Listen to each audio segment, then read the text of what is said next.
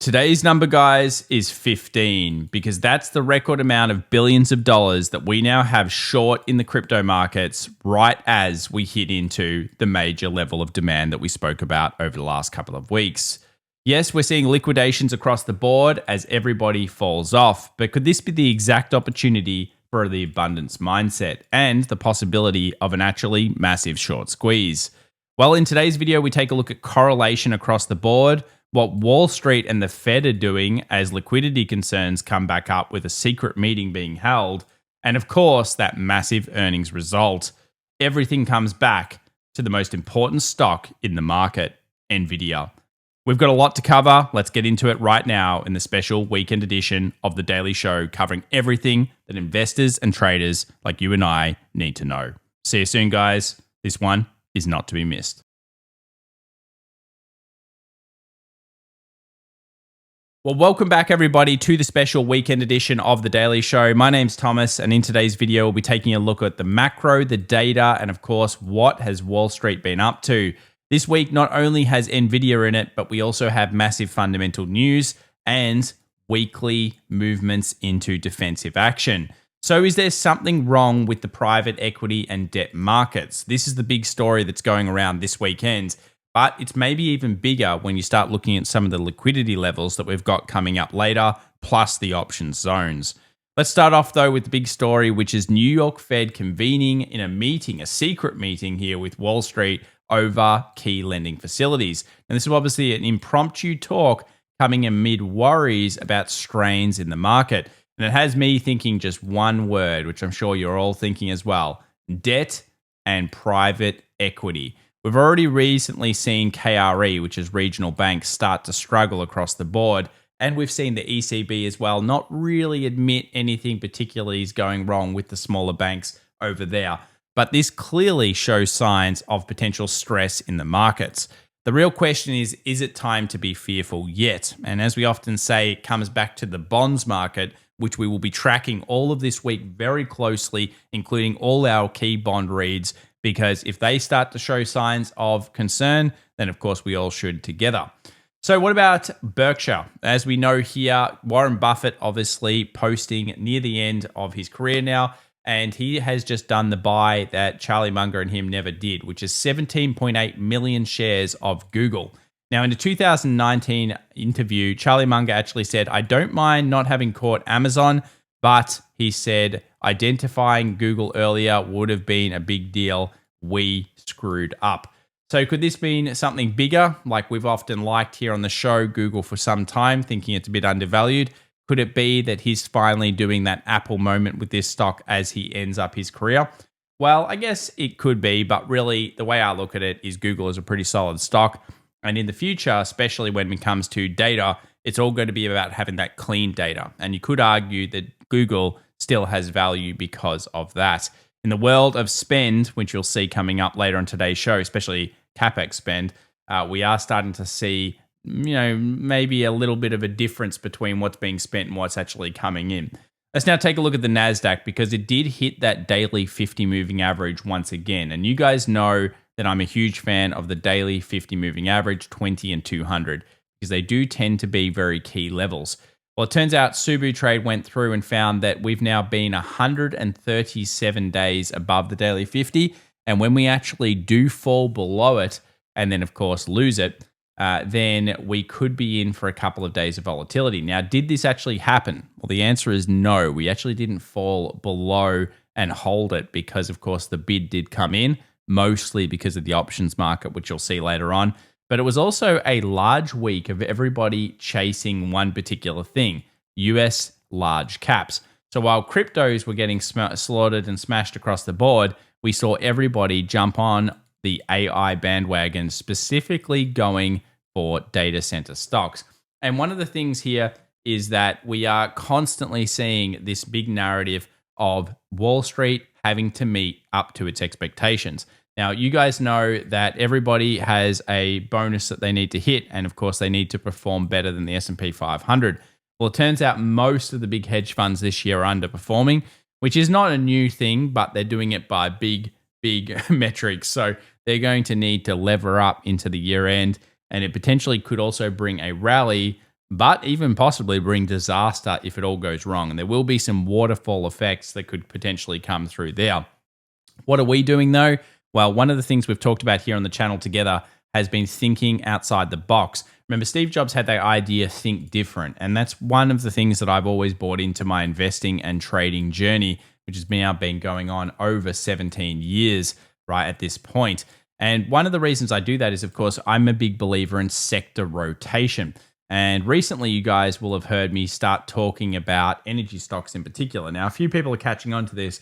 Take a look at oil services here. Now, the best performing sector of the last one rolling month, and energy being number 4, along with healthcare. So it just shows that sometimes it pays to take attention to the price action and the flows more than the narratives that are out there. And that's one of the unique things that we do on this channel together, and something I'm very proud of all of us for doing, which is bring the TA with the data with the macro, a very unique approach. And if you haven't ever subscribed to this channel before, make sure to do so, because I think in 2026, it's going to be so important for us all to be well informed. You could agree or disagree with me, no problems. But one of the things is that we have to be informed about the information out there. Speaking of which, the SPY has now started to show some quiet weakness. Now, it's a little bit louder, as Larry Thompson here over on X has posted. We've had more 1% kind of movement days in recent times, and these are 1% downers. Now, if you know anything about following a solid trend, you generally want what's called quiet strength. And the reason you want that is because, of course, if you don't have too much volatility, the market tends to do those 2 steps forward, 1 step back style positions, and you get a very nice run. When you start to see more kind of 1% down days over here, then you do start to bring in the volatility. And you may say, well, wait a second, what does that equal? Well, it can signal the change of a trend. And something we're starting to see here, as you can see here from Callum Thomas from Top Down Charts, is that listed private equity markets, that is listed private equity stocks, are starting to look much weaker than the rest of the S&P. So while everyone's chasing AI stocks and certain other sectors, it looks like the underbelly of the market, what is often tracked very well, you can see here the amazing tracking proportions of this. This is a great chart, by the way. What this is showing us is that, of course, there is a huge disconnect potentially in these markets right now. And it makes me go back to that Fed article that we saw before, where they might be starting to panic.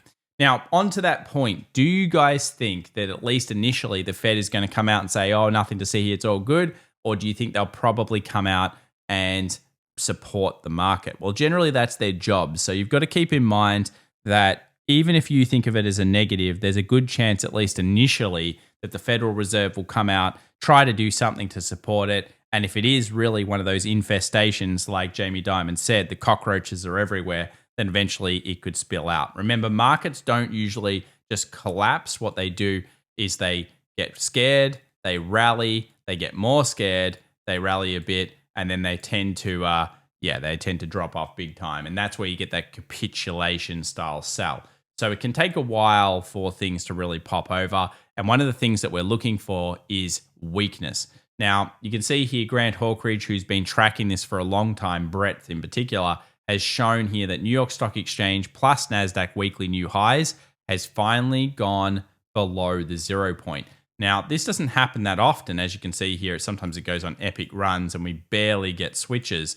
But sometimes these switches can be more than just a little blip. And you'll notice a lot of the time it just kind of taps underneath. And that's that kind of typical pullback that gets everyone freaked out. So where are we right now? We're at that tap point. We're at that key level where around here, the market's going to have to make a pretty important decision. Are we actually in weakness, like a more sustained weakness kind of sell, or are we just in the standard style pullback into the rally? And at least with the structure that we've got and the data stats that we've got at the moment, you've got to kind of go with it's probably more of a pullback into a rally into the end of the year, because remember, Wall Street wants to get paid. If we have a look at the Bloomberg percentage of New York stocks above their 200-day moving average, we're sitting at about 55. And you might say, well, that's not as good as it was. Absolutely. But it's pretty normal for it to kind of oscillate between something around 50 and the 70 level. Remember, when you're getting above 70, you're usually in overbought zone. And when you're getting below the 50, you're starting to look a sick, or of course, getting towards that kind of buy the dip style level. So, of course, we've got a big decision to be made. Another thing that happened this week was that Michael Burry announced his shutdown of course, his fund. Now, I've written a big piece about this. Links in the description down below. Follow me on LinkedIn. I've written a piece about this with the similarities from the 1920s, from the dot-com boom, from when Michael Burry himself called the GFC before it happened, and others, and how they're all kind of interlinking and what that means for timing here in the markets, because it does, at least to me, mean something. This is actually a very important moment, I believe, in the market. So make sure to give me a follow down there on LinkedIn, because if you do use that platform, because I think you'll really enjoy that article and what I wrote about it. Now, obviously, Tom Lee also issued this year an apology letter around April 7th, which turned out to be the literal lows of the market. So it's funny how sometimes the biggest voices either way, obviously Tom Lee's probably the biggest bull at the moment, kind of reminds me in some ways of when you had the big bulls of 2021. People become prominent, and Michael Burry, obviously one of the most well-known bears. So interesting points here for the markets, and I think something we're going to be needing to pay attention to into the future. Another one is, of course, the other scary read, and we've got some good news and bad news here, so we'll go through both and then bring together the article here. But Hindenburg Omen obviously hit 5. Now, Subu Trade showing you here what happens. You can get into a little bit of volatility around this period, which is pretty traditional with November after it doesn't have August, September, October kind of sell-off. And you can see that when you get a lot of Hindenburg omens, sometimes that can bring the dip. So you can see here that the reads themselves often are precursors. So this many omens so quickly is certainly a concern that needs to be paid attention to. Now, where we're not seeing concerns is actually gold and silver. Now, recently they rallied up, and we suspected that silver overbought, and so did gold, and they've dropped back down. The current volatility in gold and silver is expected. Why? Because we went up too quickly, too fast. But remember, when latest sentiment survey results are coming in, they are normal to actually be decent dips for the longer term holdings of those particular metals. So gold and silver, particularly gold, still looks quite good on the charts when you're really paying attention to the larger picture, which is obviously that little picture, big picture meme that we had at the start. That's pretty deep, I reckon, that one. Underperforming retail traders are getting smashed. Retail trader stocks trail mutual fund favorites by most since 2022. Now, interestingly, it hasn't been all sweet for some of the most traded kind of retail stocks. One of the ones that comes to mind straight away to me is one that we got asked about last week, which was obviously Beyond. And if you have a look at Beyond Meat, you will see the horror show that happened over the last couple of weeks and years. But it's been pretty bad. So remember, it's kind of like the alt season right now. Obviously, people in alts, it's bad out there, guys. So there's a big difference between everyone that's in the Mag 7 or top 10 stocks and then people that are in other markets other than gold, silver, or metals, because some of these areas are failing while others are going very, very well. Speaking of something that is a little more concerning, not only have we seen breadth drop off, but obviously Nautilus Research here had a good one on consumer staples, which have done well since then. Healthcare, obviously one of these sectors that we've liked recently, started to fire. It's probably hit a target zone for now, but again, I think a real sign of the times here, seeing these kind of defensive markets come through. And I also think this is a good one here from Donovan Jackson over on X, which is basically offense versus defense, showing again that the market itself has gone from being just purely risk on to a little bit being risk off. So there's clearly more risks in this market than there has been the entire time that we've rallied since the April lows. So it's time now to whip out those bonds indicators and start paying attention, because if the Federal Reserve does something crazy, or more importantly, if the market finds something a bit dodgy, private lending, then we're probably going to have some issues. But for now, the market structure is actually following what you generally expect. You can see here from Ned Davis Research and Seth Golden, basically across the board, generally speaking, you see this kind of action during these types of years and where we are in the current cycle, and that often the end of the year is quite good. So at least structurally, you'd expect that. The other thing is that we had 7 months up in the Nasdaq. Now, this is as of the end of October. So again, what happens a few weeks later? 0% of the time in similar reads, which is where we find ourselves right now, were we at new highs after getting this particular result? So we're 2 weeks now into November, and guess what? We're holding exactly firm to this stat. 3 weeks later, only 14% of the time we're above, but notice the stat gets a lot better as you jump out. And of course, it could also mean that we've got a good late November, December rally, especially if Wall Street needs the trap. Now, why could that be? Government shutdown ending, obviously, that brings some interesting stats. You can pause the video on there.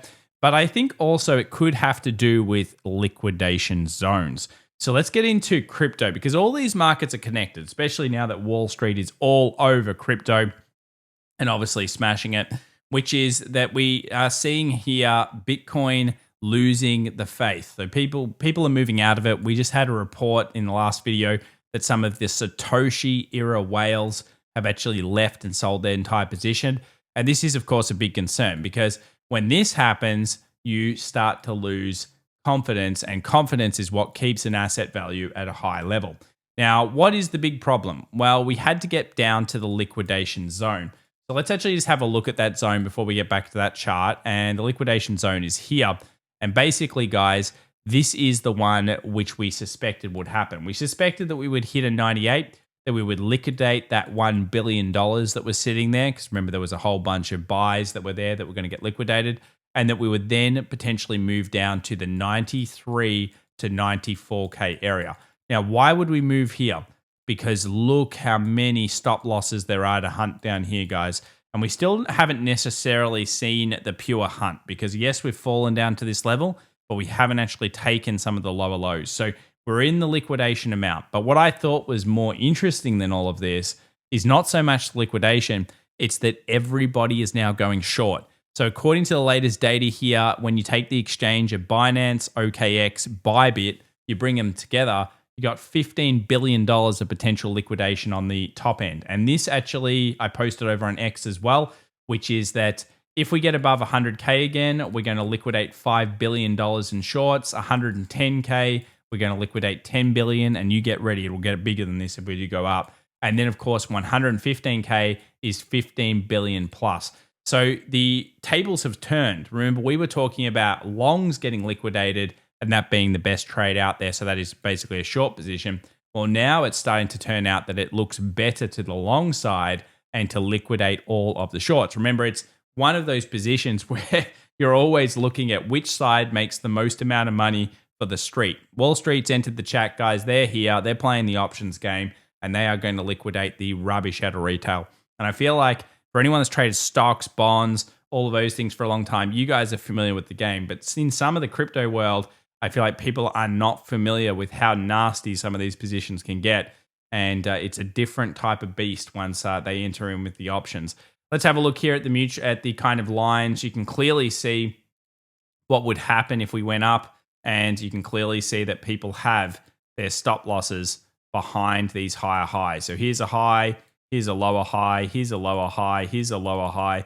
Each one of these getting wiped out, especially this one down the bottom here, is going to liquidate up a lot of people. So it's now flipped the script. It's gone from being mostly a buy style market where everyone's got buys with stop losses to everyone wants to sell and get out. And you can see it here with even a week and a half ago search term of crypto, which had nobody searching crypto anymore, and everyone, of course, being quite fearful. It's a very interesting market dynamic there. When we look at the fear and greed index, you guys can clearly see that we have here a market that is quite fearful. This was again taken a few weeks ago. It's going to be way worse now. And one of the reasons why all of this is the end of the cycle. So a lot of you guys will say in the comments down below, Tom, it's the end of the cycle. No wonder. Sell, sell, sell. It's all good, buddy. Yeah, look, if you took some profits up past 100K, well done to you. It's fine. One of the things I always say, though, is that when everyone knows of something, and I mean everyone knows this cycle, this is not even considered not knowledge of most crypto traders by now, it usually doesn't work anymore. And I would argue that probably 95% plus, I mean, you guys, maybe we'll do a poll on this, maybe 95% plus of crypto enthusiasts know at least part of this cycle, which is obviously the top to top, halving to top, etc. And that probably means it's broken. Wall Street's in now, guys, and they are going to play some shenanigans. So let's speak of Wall Street and what's going on right now. we know the earnings have been really good. We know that earnings staying up is incredibly bullish for the markets. And it looks like here that we have AI CapEx spend exploding. Like, look at the spends here from some of these companies. And obviously, companies like Google can make a little bit of instant money off it. Meta, what is this? 72 to 3. They're barely making any money out of it. But, obviously, this is what Wall Street's looking at. And at some point, they're going to say, where is the money?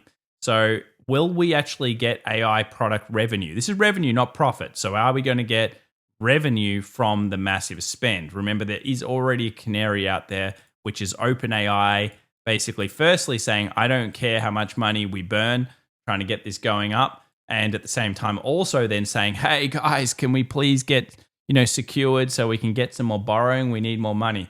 There are certainly some things on the horizon there in the data centers. And while for now you want to be still bullish on markets because we've got broadly improving earnings estimates, keep that in the back of your mind. One of the things we talk about here on the channel is we don't want to be naive to either position. We don't want to be just perma bullish running around saying everything's going to the moon.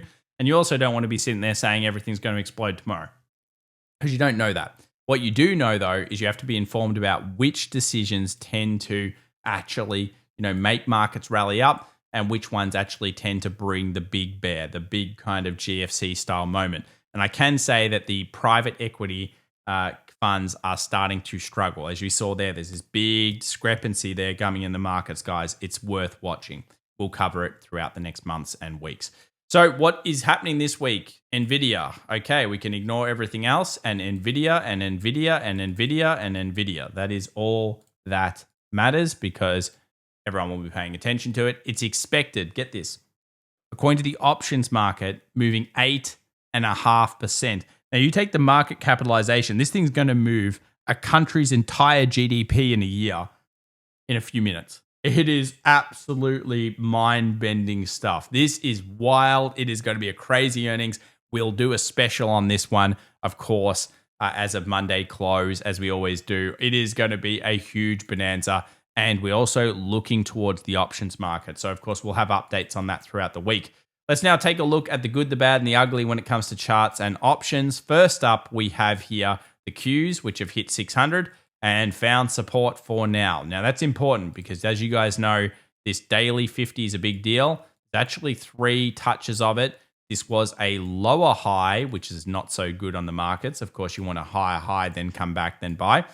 But it did hold. So now what we do is we have this kind of line in the sand here at 625.50-ish, which probably is going to look a lot more bullish. If we take a look at the S&P, guys can see here it held the daily 50 as well, which is very important. Again, this one here is 68.66. And if we have a look, you can see it came down pretty deep, almost made lower lows in the futures, but didn't quite, and then rallied back up. So levels to watch this week, 6 with lots of 7s. That's going to be a key level to watch. Obviously, the options high lows, but more importantly, the 600, I think, on the Qs. We drop that 600 on the Qs, we could be looking at a waterfall moment. And let me explain what that would look like. As you guys know, one of the things we talked about last week was there were too many puts at 6,700. And whenever there's too many puts, yes, it can get through there. But generally speaking, Wall Street loves to hold above it to expire them worthless. Well, now we have them all sitting at, you guessed it, 67.35, which is exactly where we close. So look at the compression here, though. So many puts floating around. There's going to be a lot this week as we come into, of course, these massive expirations. So stay tuned for this. But 66.70 also starting to mark up here pretty strongly with puts. Now, what I mean by waterfall is if we do drop these levels, close, what happens is it starts to feed upon itself as Wall Street goes, oh, wait, we've got to actually hedge these positions. And they haven't done that for a while. We turned negative gamma. And if that does happen, it's going to be a really big point. So I think 600 on the Qs is the level to watch this week. And probably the Qs is the best chart, actually. It's even better than the S&P at this stage, which I don't say very often. So I'm watching that one quite closely. Tesla held 400, no surprise. 400 is important. Puts everywhere on 400. And underneath that is going to be about 380 for Tesla. It's certainly struggling. It gave up the big structure that it did have. So unfortunately for Tesla bulls, yes, 400 is key on options, but we just don't have structure anymore. So you're going to have to see something new to get a bid in. Nvidia is just floating around the normal price, and we'll look at the support soon for that. And IBIT. Now, this is all important. 50 is a big deal, of course, for Bitcoin. But you can see here, there are puts everywhere. So that's why you get that kind of waterfall effect. A lot of hedging probably went on last week as we dropped 55. Fell. So now we'll see how this liquidates over the weekend into next week. And if it does end up spiking below, especially, I think this is pretty good level already at 90, 94, 93. But if we do spike a little lower, do we then get a really strong reaction? This is pretty much exactly where I expected to see a reaction. We also saw Saylor come out, and he obviously said, I'm buying every day. I don't think he's going to say anything other than I'm doing that because, yeah, they've been buying for quite some time. And of course, it's starting to get maybe a little scary out there, even for him. Let's have a look here at GLD. You guys can see that we hit a resistance. So no surprise, we've sold off a bit on gold. And we continue to think it's volatile on gold. So that is up, down, and all around after what was a great rally. But ultimately, we are bullish on structure. Speaking of bullish, do we have a big kind of bull move on spread widening here on bonds? Not yet, but I'm interested to see how this trades this week. So no canary, no real problems yet in the bonds market. We will update when that happens. And technology held against the SPY. It fell. It almost lost that position we spoke about. That's why we're watching tech so closely. But then it rallied back up by the end of the day. So it actually held fairly well when it comes to risk-on sentiment still holding. And you can see here semiconductors also held that all-important daily 50 level when compared to the SPY, which basically for now looks like support. When we look over at healthcare, it hit that resistance that we spoke about. So no doubt it's going to probably go sideways here for a little while, but nice move. And one of our other favorite sectors of the last couple of months, actually two months in the private community, links in the description down below if you want to join that and get access to our community setups and all of those types of things in terms of, stuff that you guys find and then we do analysis on. Then you'll notice here, this is a very, very nice setup in terms of a pit. And we're looking for this to ideally keep running because basically it's been a hated sector for quite some time. So energy certainly picking up. Dollar index finding buy pressure on that daily 20. Still no activation to real long. So just on a temporary support, kind of like where Wall Street would scale a position in. Gold has rallied, then dropped back to the daily 20 as well, which could be a level where it finds a little bit of buyers. It's just volatile after what was extreme volatility. So remember, this is kind of like the telltale sign. We start to see that weird vol at the top, and we're actually seeing strange underlying vol by that good chart before in the S&P. So those 1% down days, that's showing an instability in this market. It is not the same market as it was just a few months ago, which is just bull, bull, bull, bull, bull. It now does actually have real concerns in it.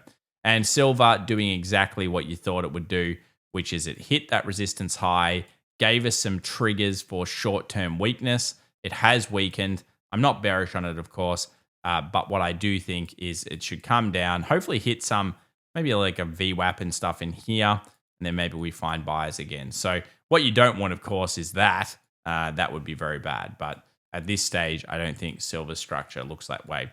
US oil, no updates here. Obviously, the barrels are nowhere near as good as the stocks at this stage. The stocks have been going up 62, kind of 89 or 90 area would be kind of a breakout zone here for oil. It hasn't done so yet, but it may do so in the future. And again, the stocks look better than the barrels, which we've said for some time. The barrels seem too much manipulation there and geopolitical stuff. But there are plenty of geopolitical tensions that could escalate this week. So also keep a look on that. Now, Tesla, it did bounce off 400. It actually went lower. You can actually see here, it went down to 385, which is why you get that 370, 380 kind of put level. But it held above 400.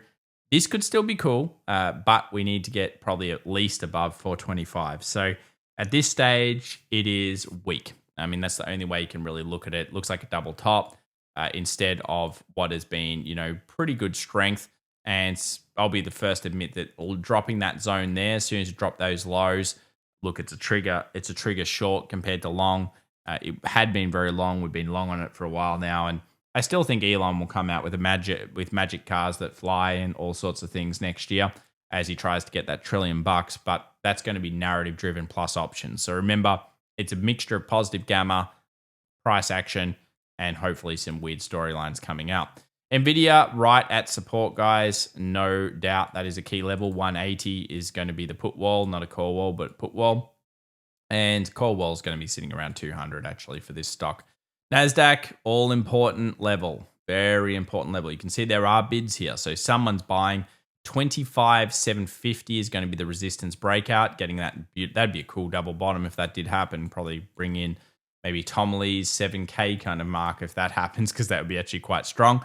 But you can see here the power of the daily 50 and why it's so important. Lower high, it's nowhere near as good. Nowhere near as good. When you first come down, you've had many touches. It's highly likely, statistically likely, it's going to bounce. Here, though, it sucks. So, unfortunately, for a lot of buyers, you're going to be looking at buy above here and here as being more statistically likely when you're looking at the actual data and the stats, because at that point, at least you're seeing a bid with a bid. At this point, you're just saying, okay, position, dollar cost average, those kind of people are coming in and picking it up. But stop loss wise, it's much harder to deal with at this point. Now let's go over to crypto. So old Ethereum did not take a lower low. Now it's very interesting because, of course, we know that Bitcoin got destroyed. So let's talk about the difference here. Old Bitcoin getting hurt up by maybe the idea of gold tokenization or something. Wall Street's destroying it from the inside out, guys, I'm telling you. And you have a look here at Bitcoin, and it's coming to that liquidation level. This is such an important zone. Now, we could wipe this low still. We could go into the 92s even, but I am watching structure like a hawk now, because we do know there are tons of short positions entering into the markets. We've got one of the highest short percentages ever. And levels to watch, then I'll be looking at these highs here. 97.5 could get the bulls kind of more excited to get back into the 100s plus. And obviously, I'm still seeing a downward trend. So although the market has bid off that level, which I think is key, it hasn't actually found a really strong buy just yet. So I guess in summary here of each market, the S&P 500 is still holding bullish structure. Clearly, there are private equity concerns underneath the hood, which need to be looked at. And we need to continue to track those, especially in the bonds market. We've got secret Fed meetings, and we've also have a ton of options. So it all really stems back to basically Nvidia earnings. And as we go here and we take a look at the week ahead, we've obviously got some data as well coming out. But the main thing is going to be the meeting minutes, which is on Wednesday, November 19th. And then, of course, the jobs numbers, which we're meant to get here randomly on a Thursday. I don't remember that ever happening before. But anyway, we've now got them there. So we are looking at the big news that the Fed obviously has been watching, which is what's going on with the unemployment market. We've got secret meetings. We've got most likely accommodation coming. Could it be QE? Could it be something else? And I think you don't want to be necessarily like freaked out, because remember, Wall Street do want those bonuses. They're levering up. We've seen it across the board. There's debt everywhere. And while, yes, that can bring a bear bust and will eventually, I believe, the key is going to be that at the moment, earnings have held true. So at least earnings are doing what they're usually doing, and that means that we haven't generally topped off. There's weakness here, though, guys. Be careful out there. Remember, patience, react, don't predict. What an exciting market, though. Wow, I'm going to be very keen to continue to watch this week. And this is what I love. Even after 17 years in this thing, you guys know I'm just as passionate. I made thousands of these videos for you guys, and I still love this stuff, and I know you do too, because there just isn't anything like it. Guys, make sure to follow us over on X. Make sure to follow me on LinkedIn as well. Check out my Burry post. I think you'll enjoy it very much. Give us a follow there. And make sure also to sign up to that weekly newsletter. I've got a new one coming out at the end of the weekend, and it is not to be missed. Remember, it has a unique chart that you do not get anywhere else unless you sign up to that newsletter, which is completely free. Bye for now. Catch ya.